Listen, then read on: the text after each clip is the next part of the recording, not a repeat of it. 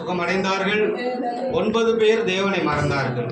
கடைசியில் ஒரு மனிதன் மாத்திரம் தேவனுடைய ஆண்டவர் பாதத்தில் வந்து நன்றி செலுத்தினது போல நாம் ஆண்டவருக்கு நன்றியுள்ளவர்களாக காணப்படுவோம். கர்த்தர் நிச்சயமாக நம்முடைய வாழ்க்கையில பெரிய காரியங்களை செய்வோம். அல்லேலூயா. நம்ம ஜெபிப்போம்.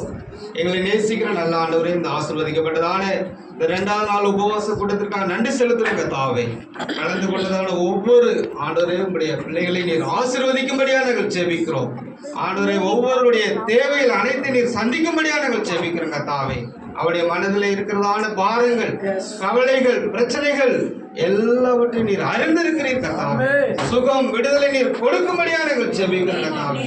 ஆண்டவரே, அவருடைய பலவீனங்கள் நீங்கும்படியாக நாங்கள் ஜெபிக்கிறோம் கர்த்தாவே.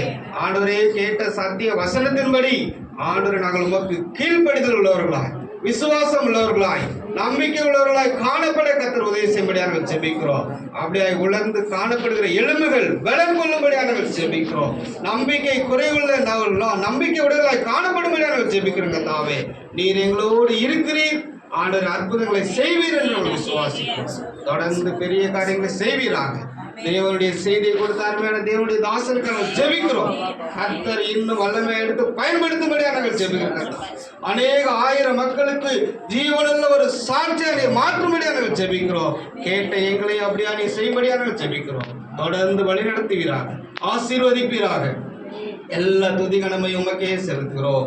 இயேசு கிறிஸ்து நாமத்தில் கேட்கிறோம் நல்ல பிதாவே.